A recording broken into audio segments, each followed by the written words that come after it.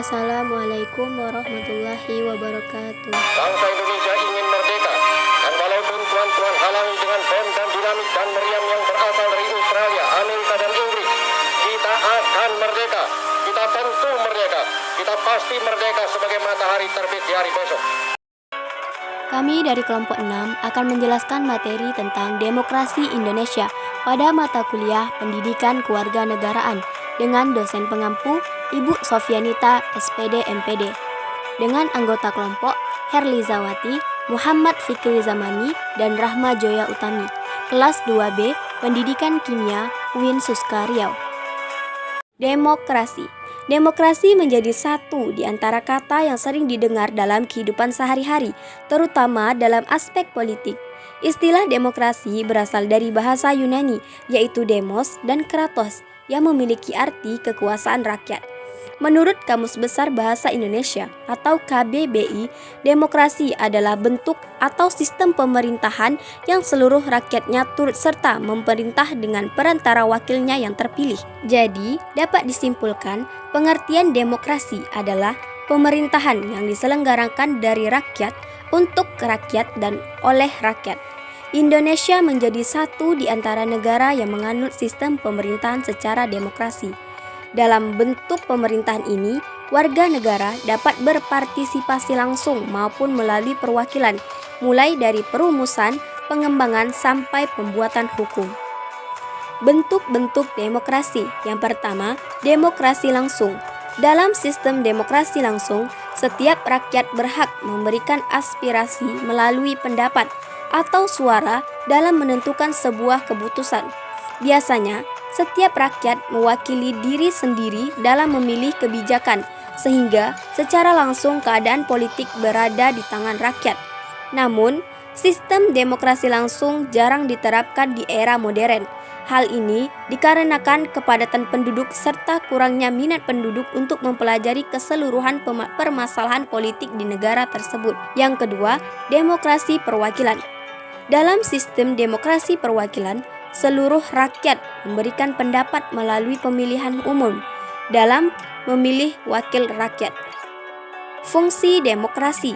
Yang pertama, sistem politik yang memberikan kekuatan untuk memilih pemimpin rakyat dan pemerintahan secara bebas serta adil dalam pemilihan umum. Yang kedua, memberikan kebebasan bagi individu sebagai warga negara untuk dapat aktif berpartisipasi dalam politik dan sebagai warga. Yang ketiga, memberikan perlindungan kepada hak asasi dan warga negara. Yang keempat, menghasilkan sebuah aturan yang berlaku kepada semua warga negara tanpa ada pandang bulu. 2. Prinsip-prinsip demokrasi.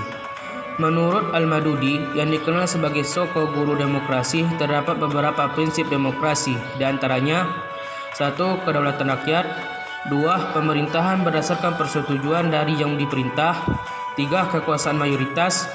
4. Hak-hak minoritas. 5. Jaminan hak asasi manusia. 6. Pemilihan yang bebas dan jujur. 7. Persamaan di depan hukum. 8. Proses hukum yang wajar. 9. Pembatasan pemerintah secara konstitusional. 10. Pluralisme sosial, ekonomi, dan politik. 11. Nilai-nilai toleransi, pragmatisme, kerjasama, dan mufakat.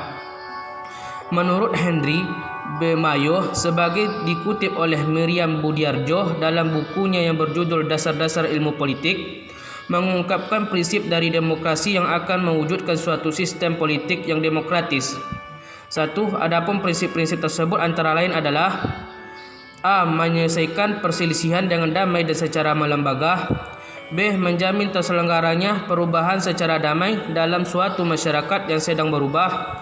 C. Menyelenggarakan pergantian pimpinan secara teratur. D. Membatasi pemakaian kekerasan sampai minimum. E. Mengakui serta menganggap wajar adanya keanekaragaman. F. Menjamin tegaknya keadilan. Prinsip-prinsip demokrasi yang diuraikan di atas sesungguhnya merupakan nilai-nilai yang diperlukan untuk mengembangkan suatu bentuk pemerintahan yang demokratis. Berdasarkan prinsip-prinsip inilah, sebuah pemerintahan yang demokratis dapat ditegakkan. Sebaliknya, tanpa prinsip-prinsip tersebut, bentuk pemerintah yang demokratis akan sulit ditegakkan. 3. Demokrasi Indonesia atau demokrasi Pancasila. Demokrasi Pancasila secara umum adalah suatu paham demokrasi yang bersumber dari pandangan hidup atau falsafah hidup bangsa Indonesia yang digali berdasarkan kepribadian rakyat Indonesia sendiri. Prinsip demokrasi Pancasila. Yang pertama, hak asasi manusia setiap warga negara dilindungi. Yang kedua, semua pengambilan keputusan harus didasarkan pada musyawarah. Yang ketiga, pemilihan umum yang kompetitif dan adil. Yang keempat, apa yang menjadi cita-cita nasional dan tujuan negara Indonesia harus didukung dan dilaksanakan. Yang kelima, hadirnya partai politik atau organisasi sosial politik adalah untuk menampung berbagai aspirasi rakyat. Yang keenam, rakyat adalah yang menentukan kedaulatan negara ini, dan kedaulatan negara harus terlaksana sesuai dengan Undang-Undang Dasar 1945 yang tertuang pada pasal 1 ayat 2. Yang ketujuh, pelaksanaan kedaulatan rakyat sifatnya bebas dan bertanggung jawab. Kedelapan, dalam melaksanakan sistem pemerintahan Indonesia, maka negara harus menjalankannya sesuai aturan hukum yang tertuang dalam Undang-Undang 1945, bukan hanya dilaksanakan sesuai dengan kekuasaan yang berlaku. Yang kesembilan, kekuasaan paling tinggi semuanya ada di tangan rakyat dan tidak boleh ada yang mengganggu, sekalipun itu pemerintahan tertinggi di negara ini. Yang kesepuluh, negara menggunakan sistem konstitusi dalam melaksanakan pemerintahannya dan tidak boleh ada absolutisme. Absolutisme adalah prinsip atau pelaksanaan kekuasaan penuh dan tidak terbatas dalam pemerintah. Ciri-ciri demokrasi Pancasila. Yang pertama, sistem pemerintah yang dilaksanakan sesuai Undang-Undang 1945 sebagai konstitusi negara ini. Yang kedua, terdapat pemilihan umum secara konsisten dan berkesinambung. Yang ketiga, semua warga negara mempunyai hak asasi manusia yang dihormati secara hukum. Yang keempat, adanya perlindungan untuk hak orang-orang yang masuk golongan minoritas. Yang kelima, semua pemecah masalah atau pengambilan keputusan perlu didasarkan dengan musyawarah yang mufakat. Yang keenam, solusi atau gagasan pemecahan masalah tidak berasal dari sumber suara terbanyak, namun gagasan yang dirasa paling baik. Azas-azas demokrasi Pancasila. A. Azas kerakyatan.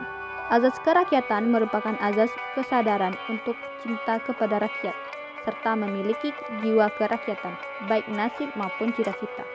Pada azas kerakyatan, intinya adalah demokrasi Pancasila ini memiliki dasar rasa cinta dan padu dengan rakyat, supaya tercipta cita-cita yang satu. B. Azas musyawarah. Azas musyawarah ialah azas yang memperhatikan aspirasi dan kehendak seluruh rakyat melalui forum permusyawaratan. Hal tersebut untuk menyatukan pendapat serta mencapai kesepakatan bersama atas kasih sayang, pengorbanan, serta kebahagiaan bersama. C. Azas penjaminan hak asasi manusia. Demokrasi Pancasila sangat menjunjung tinggi HAM. Setiap warga negara dijamin semua haknya dan tidak dibeda-bedakan atas status sosialnya. Tujuan demokrasi Pancasila adalah yang pertama, agar pemerintah bisa tahu bagaimana proses pengambilan keputusan ketika menyelesaikan permasalahan dengan konsep demokrasi. Yang kedua, semua tatanan pemerintahan di Indonesia berjalan sesuai falsafah negara ini. Yang ketiga, menjamin pemerintah Indonesia bertanggung jawab sepenuhnya kepada tugasnya, yaitu kepada rakyat. Yang keempat, sistem konstitusional di negara ini bisa dipatuhi dan dilaksanakan sebagaimana mestinya. Yang terakhir, membuat semua warga negara Indonesia turut berpartisipasi dalam kehidupan negara dan mau melaksanakan pemilu dengan menggunakan hak suaranya. Ayat Al-Quran yang menjelaskan tentang berhubungan dengan demokrasi, yaitu pada surah Ali Imran ayat 159 yang berbunyi, Bismillahirrahmanirrahim, Fabima rahmatin minallahi linta lahum, walau kunta fazza ghalidhal qalbi lanfaddu min hawliq, fa'fu anhum wastaghfir lahum wa syawirhum fil amri fa iza azamta fatawakkal وتوكل على الله إن الله يحب المتوكلين. Maka disebabkan rahmat dari Allah lah kamu berlaku lemah lembut terhadap mereka. Sekiranya kamu bersikap keras lagi berhati kasar, tentulah mereka menjauhkan diri dari sekelilingmu. Karena itu, maafkanlah mereka, mohonkanlah ampunan bagi mereka, dan bermusyawarahlah dengan mereka dalam urusan itu.